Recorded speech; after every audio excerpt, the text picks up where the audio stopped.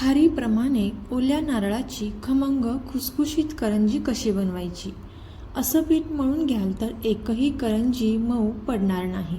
तर कशी बनवायची ओल्या नारळाची करंजी? रेसिपीला सुरुवात करूया. तर सर्वात अगोदर इथे आपल्याला एका पॅनमध्ये थोडंसं तूप घ्यायचं आहे. यामध्ये आपल्याला ओल्या नारळाचा खव घालून घ्यायचा आहे. 1-2 ते 3 मिनिटांपर्यंत हे छान असं परतून घ्यायचं आहे. यानंतर यामध्ये आपल्याला बारीक चिरून घेतलेला गूळ घालून घ्यायचा आहे. आता हे मिश्रण इथे आपण चांगलं मिक्स करून घेणार आहोत.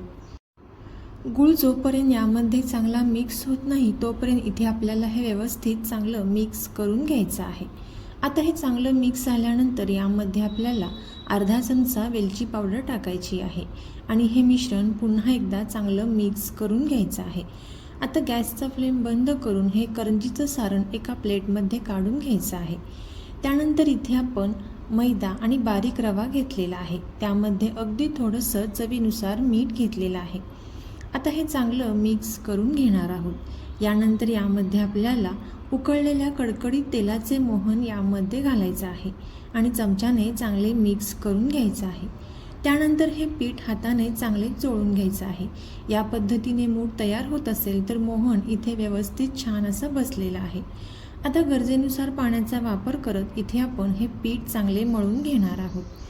पीठ मळताना अगदी खूप घट्टही नाही किंवा अगदी खूप पातळही नाही, या पद्धतीने मळून घ्यायचं आहे आणि झाकण ठेवून 15 मिनिटांसाठी छान असं भिजून द्यायचं आहे.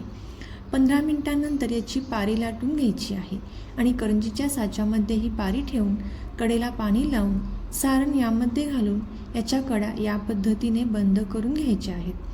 तर पाहू शकता या पद्धतीने इथे आपली ही मस्त अशी गुबगुबीत करंजी तयार झालेली आहे.